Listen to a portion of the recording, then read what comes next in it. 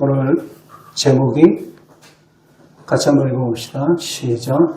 주 안에서 부모를 공경하는 가정. 사랑하는 성도 여러분, 오늘은 어버이 주일입니다. 모든 어버이들께 그 은혜에 감사를 드립니다. 우리는 오늘 하나님께서 우리에게 허락하신 그 부모님의 사랑을 기억하고 또 가정 안에서 주신 그 하나님의 질서를 다시 바라볼 수 있는 이 시간이 되기를 바랍니다. 하나님께서 이 땅에 세우신 그 기간 가운데 두 조직이 있어요. 하나는 가정이고 또 하나는 교회입니다.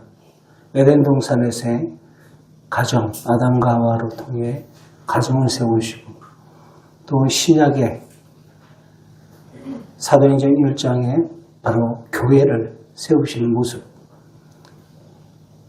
이것은 세상의 어떠한 친교 모임과 감히 견줄 수 없는 그러한 하나님께서 이 땅에 허락하신 거룩하고 신성한 기간인 줄 믿습니다. 그래서 여러분들 우리 주보에 여러분들 유심히 보셨는지 모르겠어요. 우리 사랑 충만한 교회 모토가 뭐예요? 가정 같은 교회, 교회 같은 가정을 추구하면서 우리가 건강한 믿음의 가정으로서 또 믿음의 교회로서 세워가기를 간절히 소망합니다. 여러분들 사람은 누구나 가정에서 태어났죠. 그리고 가장 먼저 사랑을 배우는 곳도 가정이고 또 가장 먼저 많은 상처를 입는 곳도 상처를 경험하는 곳도 바로 가정인 것 같아요. 그래서 가정은 따뜻한 그 쉼터가 될 수도 있지만 때로는 깊은 아픔의 자리가 어떤 이에게는 되기도 합니다. 그래서 성경은 가정을 단순한 인간관계로만 보지 않습니다. 가정은 하나님께서 세우신 거룩한 바로 공동체입니다. 부모와 자식과의 그 관계는 하나님 앞에서 믿음으로 다시 회복되어지고 우리가 해석되어야 합니다. 오늘 본문 말씀 속에서 에베소서 6장 1절에서부터 4절까지의 말씀, 사도 바울은 두 가지를 말합니다. 첫째는 자녀들에게 말하고요. 둘째는 부모에게 말합니다. 자녀들에게 먼저 뭐라고 이야기합니까? 주 안에서 너희 부모에게 순종하라 라고 말했어요. 그리고 부모에게는 뭐라고 말했습니까? 너희 자녀를 노엽게 하지 말고 오직 주의 교훈과 훈계로 양육하라 라고 말하고 있습니다. 이 말씀은 단지 좋은 가정을 세우라라는 그러한 교훈이 아닙니다. 복음 안에서 회복되는 그 가정의 모습이 되어야 한다라는 것입니다. 오늘날 이 시대 속에 많은 가정이 붕괴되고 깨어지고 있습니다. 그러한 이 현 세태 속에 믿음의 가정으로서 더욱더 건강한 교회, 건강한 가정으로서 여러분들 우리 가정이 세워지기를 주의 이름으로 축원드립니다. 자녀는 주님 안에서 부모에게 순종해야 한다. 1절 말씀에 이야기하고 있죠. 바로 자녀들아 주 안에서 너희 부모에게 순종하라. 이것이 옳으니라 말씀을 하고 있습니다. 중요한 표현은 바로 주 안에서예요. 주 안에서. 성경은 무조건적인 복종을 말한 것이 아닙니다. 부모가 하나님보다 앞설 수는 없습니다. 여러분, 그러나 하나님을 믿는 사람은 부모와의 관계도 주님 안에서 새롭게 바라봐야 한다라는 것입니다. 부모에게 순종한다라는 것은 단지 부모의 말을 잘 듣는 착한 아들, 착한 딸이 되라라는 말이 아닙니다. 그 안에서는 부모를 하나님께서 내게 허락하신 존재로 인정하는 마음을 받아들이라 라는 것입니다. 가끔 자녀들이 부모에게 그런 못된 말들 많이 하잖아요. 엄마가, 아빠가 내게 해준 게 뭐가 있어? 뭐 유산을 물려줬어? 뭘 해줬어? 내가 뭐 배우고자 할 때 학원을 보내줬어? 여러분, 철없을 때는 아이들이 그렇게 철부지와 같은 그러한 소리를 해서 부모의 마음에 대못을 받기도 해요. 그것을 해주고 싶어도 해주지 못하는 부모의 마음을 자녀들은 헤아리지 못하죠. 바로 부모를 하나님께서 내게 허락하신 존재로 인정하라는 것입니다. 바로 그분 그대로 인정하라는 거예요. 물론 어떤 분들에게 부모라는 단어가 따뜻함보단 아픔으로 다가오는 분들도 있어요. 부모에게 충분한 사랑을 받지 못한 분도 있고요. 오히려 그 어린 시절의 상처를 씻을 수 없는 상처를 받은 그러한 사람들도 있습니다. 그러한 분들에게 부모를 공경하라 라는 말은 쉽게 납득되지도 않고 받아들여지지도 않아요. 하지만 성경은 말합니다. 부모를 공경하라. 공경은 상처를 부정하라 라는 뜻이 아닙니다. 아픈 기억을 억지로 덮으라 라는 뜻도 아닙니다. 성경의 공경은 내 감정의 힘만으로 하는 것이 아니라 주님 안에서 하나님께 순종하는 그 믿음의 행위를 이야기하는 것입니다. 주님 안에서라는 거예요. 내가 참으려고 하면은 그 감정은 언젠간 폭발하게 되어 있습니다. 그 불만은 표출되게 되어 있어요. 부모를 공경한다라는 것은 부모가 완벽해서가 아닙니다. 부모가 언제나 옳아서도 아닙니다. 하나님께서 우리에게 생명을 주신 통로로 그 부모님을 나의 엄마 아빠를 사용하셨기 때문입니다. 2절과 3절 말씀 이어서 보도록 하겠습니다. 같이 함께 읽겠습니다. 시작. 내 아버지와 어머니를 공경하라. 이것은 약속에 있는 첫 계명이니 이로써 네가 잘되고 땅에서 장수하리라. 바울은 지금 10계명의 제5계명을 인용해서 지금 그들에게 에베소 교인들에게 이와 같이 말하고 있는 것입니다. 네 부모를 공경해라. 공경하다라는 말은 단지 예의를 갖춘다라는 그 뜻을 넘어서는 거예요. 넘어서는 것입니다. 부모를 가볍게 여기지 말고 귀하게 여긴다라는 뜻입니다. 당연히 내 부모님은 나보다 많이 못 배울 수도 있죠. 여러분들을 가르친다고 평생 뒷바라지를 하다 보니 그들의 배움의 기회가 없었고 또 어떻게 하든지 당신의 입에 들어가는 것보다 자식 입에 들어가는 것이 더 기뻐서 네 입에 음식이 들어가면 마치 당신이 배부른 것처럼 그게 바로 부모님의 마음 아닙니까?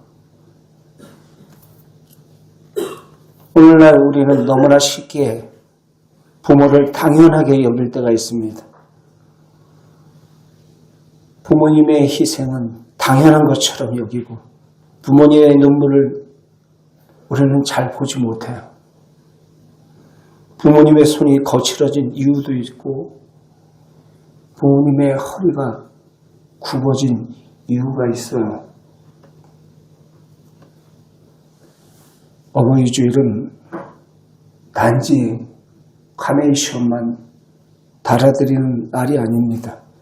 부모님의 존재를 다시 귀하게 바라보는 날입니다.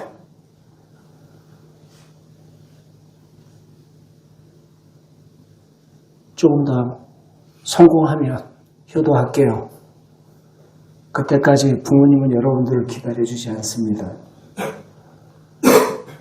기회가 있을 때, 시간이 있을 때 찾아뵙고 전화하고 같이 식사하고 따뜻한 말 한마디라도 그 한마디에 상처를 받기도 하고 위로를 받기도 하고 힘을 얻기도 해요.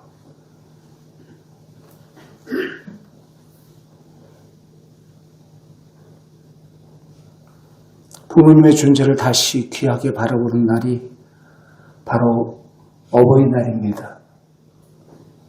저와 여러분들의 모든 날이 바로 어버이날이 되기를 바랍니다. 여러분, 그 사랑의 배후에 계신 그 하나님의 은혜를 기억하는 날이기도 합니다. 부모님을 내게 허락하신 그 뿌리가 있었기에 저와 여러분들이 오늘까지 있었고 또 우리의 모든 신앙의 모습들이 또 건강하게 오늘까지 세워진 줄 믿습니다. 우리가 부모님에 대해서 그냥 말로만 5월 8일 어버이주일 그 날만 드리는 게 아니라 어버이에 대한 그 사랑의 구체적인 행동이 필요하다라는 거예요. 부모님의 말에 귀담아 듣는 것, 부모님의 그 필요를 살피는 것, 부모님의 외로움을 우리가 알고 아침 저녁으로 또 전화하는 것, 또 찾아뵙는 것, 그리고 감사하다는 말을 표현하는 것, 참으로 얼마나 중요한지 몰라요. 연로하신 부모님을 책임있게 돌아보는 것. 여러분, 있는 이로서 우리가 앞서 믿음의 가정으로서 이것이 공경인 줄 믿습니다. 특히 성인된 자녀들에게 부모 공경은 더 실제적인 모습으로 나타나야 할 것입니다.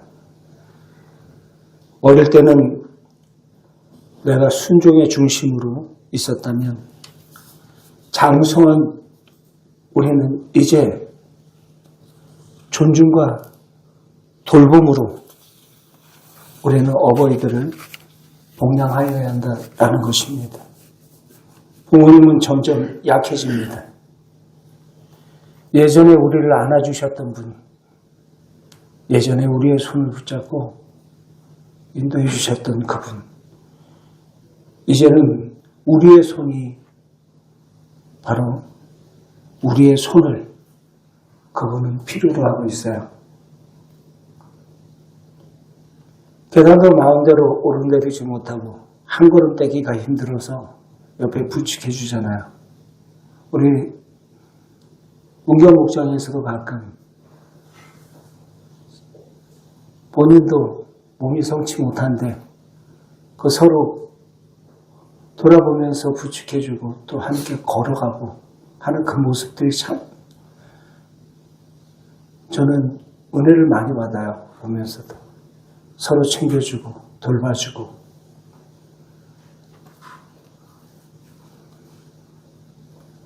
성도 여러분, 우리 부모님들께, 어버이께 마음을 표현할 수 있기를 바랍니다. 표현할 수 있는 기회가 항상 있지 않습니다. 감사합니다. 사랑합니다. 제가 더 잘할게요. 라는 그 짧은 한마디 한마디 속에 그 부모님의 마음이 큰 위로가 됩니다. 또 힘이 되기도 하고요.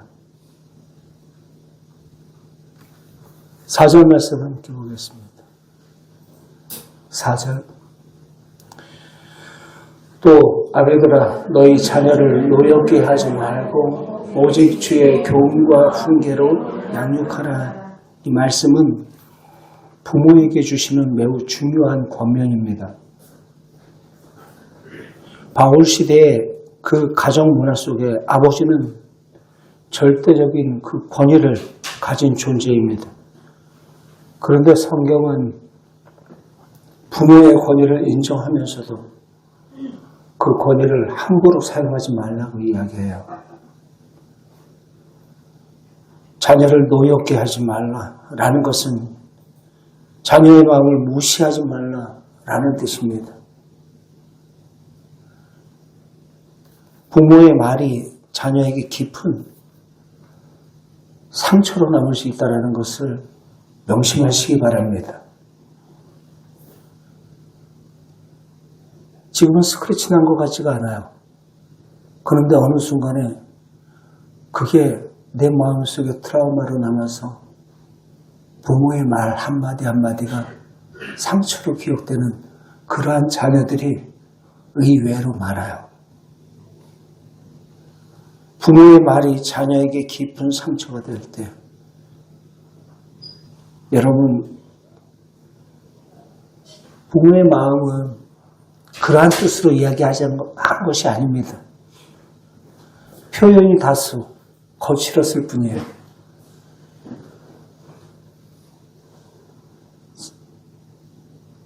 당신도 그렇게 받아봤기 때문에 그렇게 표현한 것입니다. 사랑이라는 이름으로 다른 집 자녀와 비교를 하고 또 정죄하고 때로는 억압할 때도 있었어요. 너는 왜 이거밖에 못해? 누구는 그렇게 잘하는데 너 왜 그래? 내가 너 때문에 못 산다 못 살아. 내가 너한테 목이 돼야겠니? 우리는 수시로 툭툭 내던지는 그러한 말이 아이의 마음속에 애가 뭘 알겠어요? 알아요. 깊은 상처로 그 아이는 그것이 마음의 상흔으로 남습니다. 이러한 말들은 자녀의 마음에 오래 남습니다. 부모의 말은 자녀의 내면에 집을 짓습니다. 축복의 말은 자녀 안에 믿음을 세워주지만 상처의 말은 그 자녀의 마음에 두려움을 심어줘요. 자녀가 여러분 가정에 집을 어떻게 생각을 하고 있을까요? 생각해 보셨어요? 포근한 그 안식처로 보호막으로 생각할까? 아니면 그 가정이 그에게 있어서 두려움과 학대의 공간, 폭언의 공간으로 생각할까?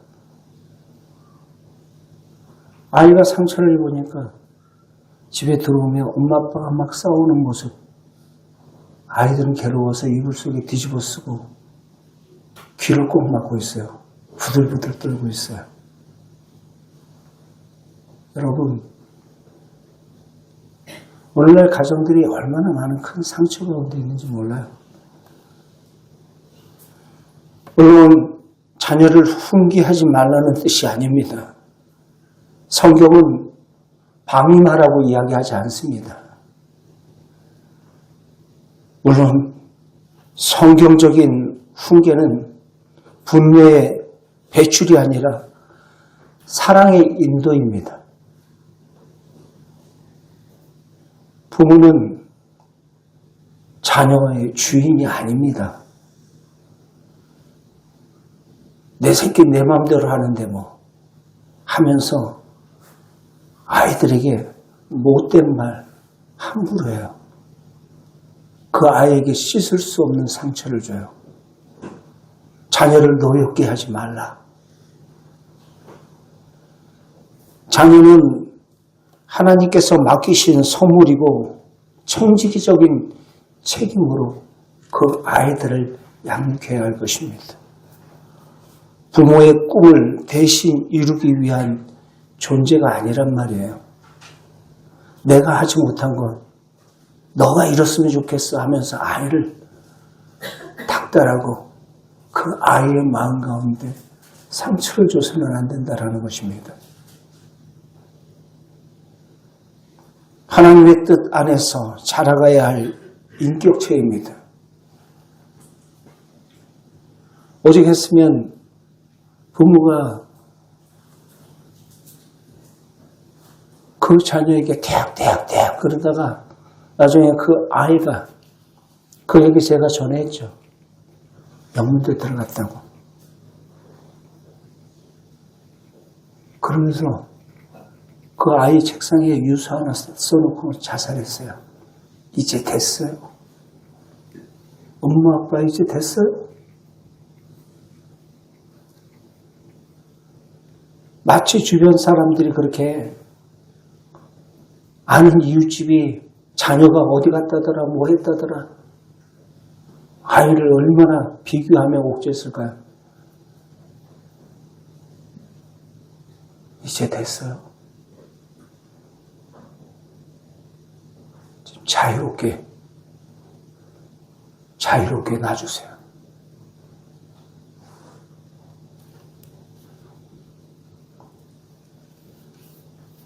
성경은 주의 교훈과 훈계대로 내 자녀를 양육하라. 그 자녀는 네가 주인이 아니다 라는 것입니다.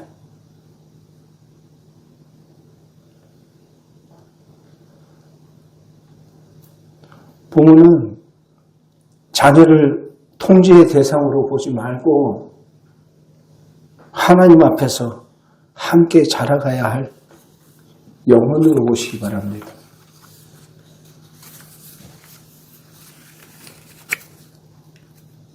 사절 뒷부분에 뭐라고 얘기하고 있어요? 오직 시작. 오직 주의 교훈과 훈계로 양육하라라는 거예요. 부모의 가장 중요한 사명은 자녀를 성공시키는 것 이전에 자녀가 하나님을 알도록 돕는 것입니다. 육신의 아버지는 한계가 있어요. 내가 해주고 싶어도 해줄 수 없는 것들이 있단 말이에요. 그러나 내 손이 아니라 바로 그 아이의 손에 하나님의 손을 이어줄 수 있는 연결고리로 우리 부모들을 허락해 주신 줄 믿습니다. 나만을 바라보게 하지 마세요.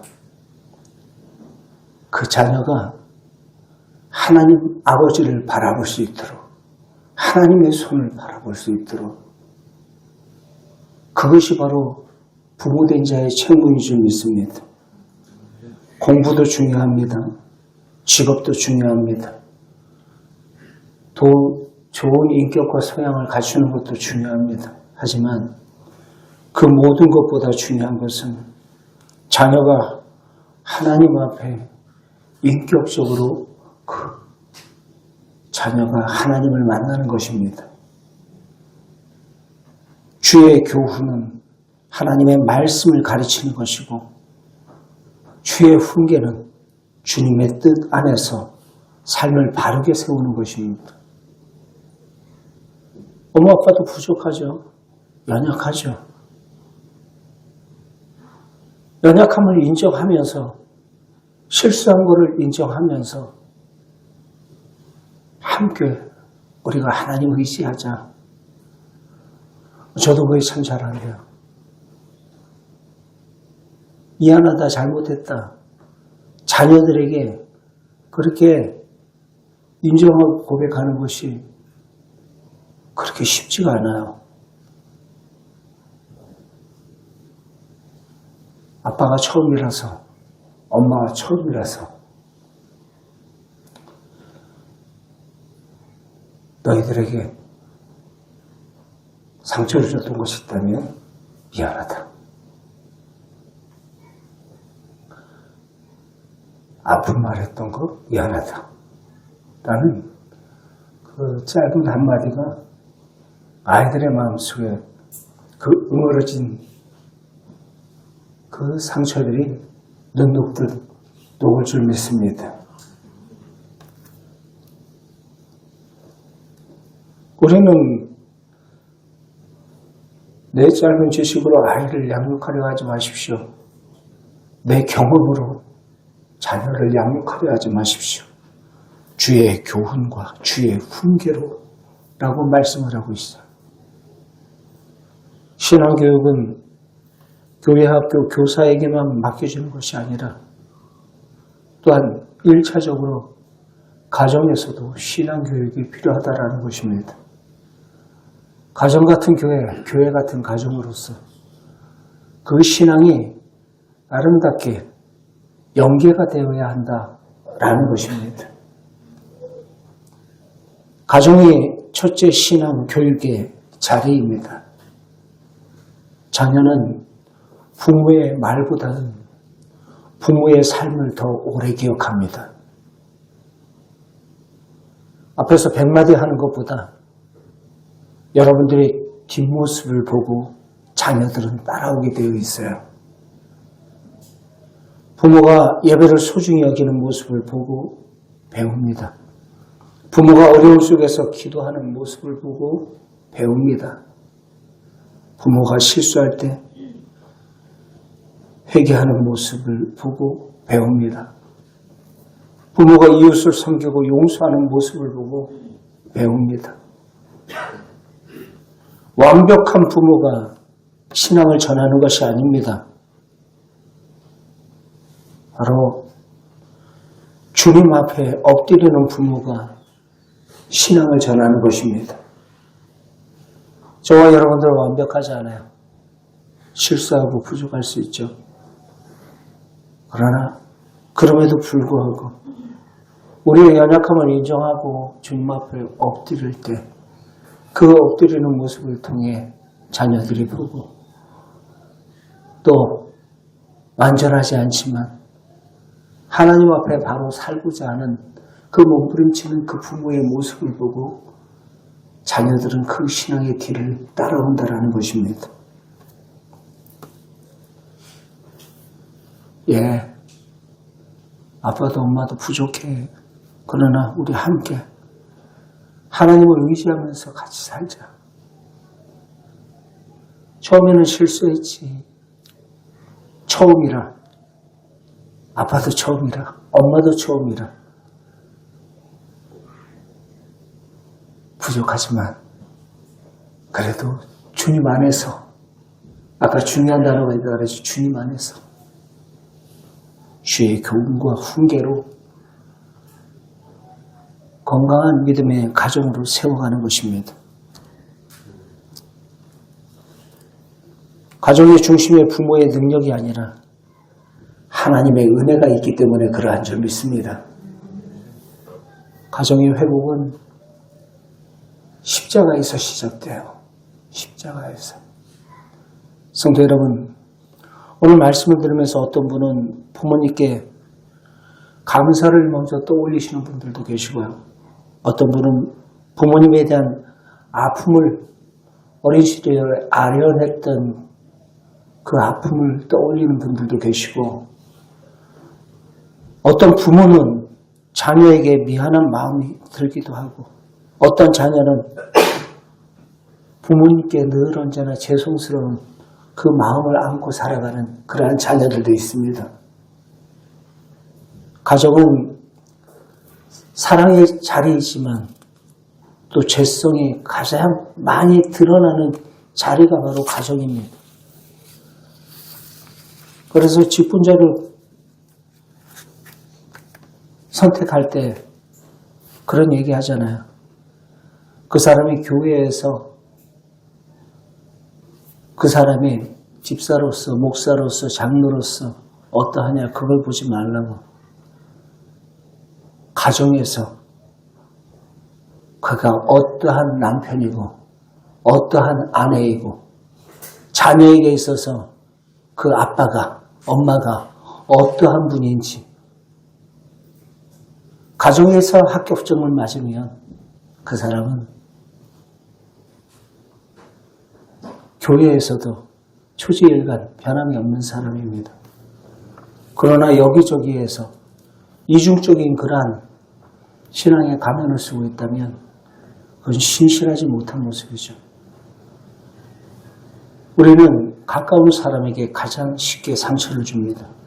그래서 우리는 가정이 복음이 필요한 거예요.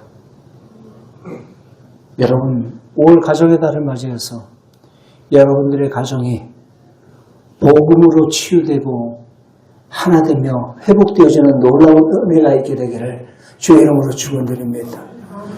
예수님은 우리의 깨어진 관계를 회복하시기 위해서 십자가를 지셨어요. 십자가는 하나님과 우리 사이에 막힌담을 하셨고 사람과 사람 사이에 막힌담을 하시며 그 은혜로서 채워주십니다. 부모와 자녀와의 관계는 십자가 앞으로 나아가야 회복이 되는 것입니다. 치유가 되는 것입니다. 하나님의 만져주심의 역사가 있게 될 줄 믿습니다. 부모는 자녀에게 용서를 구할 수 있어야 돼요. 자녀는 부모를 위해서 기도할 수 있어야 됩니다. 서로의 부족함을 정죄하기보다는 함께 하나님의 은혜를 구해야 하는 것입니다. 그래서 가정이 복음이 필요하다라는 것입니다. 복음만이 치유고 복음만이 회복의 역사가 나타나게 될 줄 믿습니다. 그래서 가정의 회복은 우선 말에서부터 시작돼요. 말 한마디 한마디를 해서 복음의 씨앗을 심어야지. 어떠한 씨앗을 심느냐가 중요해요. 미안해, 괜찮아, 고맙다, 사랑한다. 우리 함께 기도하자.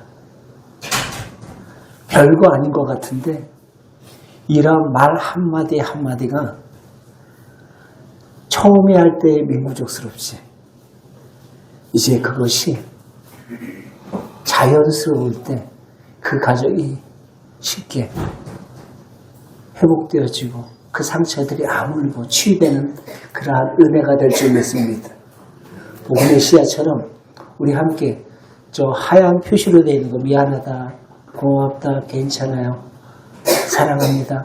우리 한번 다 함께 한번 해봅시다. 미안하다, 고맙다. 시작. 미안하다, 고맙다, 괜찮아요, 사랑합니다. 우리 함께 기도하자.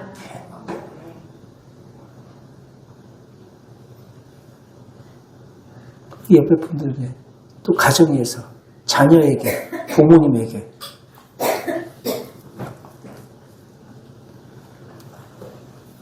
오늘 하나님은 우리에게 말씀하십니다. 자녀들아, 주 안에서 부모에게 순종하라. 부모를 공경하라. 부모들아, 자녀를 노엽게 하지 마라. 주의 교훈과 훈계로 양육하라. 이 말씀은 부담을 주기 위한 명령이 아닙니다. 가정을 세우고 살리기 위한 하나님의 길인 줄 믿습니다. 성도 여러분, 우리의 가정이 완벽해서 하나님께서 쓰임받는 것이 아닙니다. 부족해도 주님께 맡길 때 회복의 역사가 있게 되는 줄 믿습니다. 우리의 가정의 주인은 누구십니까? 예수 그리스도세요. 바로 복음이 우리의 심령 가운데, 우리 자녀의 심령 가운데, 믿지 않는 부모님의 심령 가운데 들어갈 때 놀라운 회복과 치유의 역사, 하나됨의 은혜가 있게 될 줄 믿습니다. 상처가 있어도 십자가 앞으로 나아갈 때 치유가 되는 거예요. 눈물이 있어도 하나님의 은혜가 임하면 다시 사랑할 그 힘과 용기가 있는 것입니다. 오늘 어버이 주일 우리 모두가 다시 한번 결단하기를 원합니다. 주님을 귀하게 여기겠습니다. 또한 하나님의 대리자로서 이 땅에 보내주신 그 부모님을 귀하게 여기겠습니다. 자녀는 또한 하나님의 선물로 바라보겠습니다. 가정을 내 뜻대로가 아니라 주님의 말씀 위에 세우겠습니다. 우리의 가정의 주인 되신 그 예수 그리스도, 이 고백 위에 있는 가정이 하나님의 평강과 회복이 임하는 놀라운 역사가 여러분들의 심령과 여러분들의 가정 가운데 있게 되기를 주의 이름으로 축원드립니다.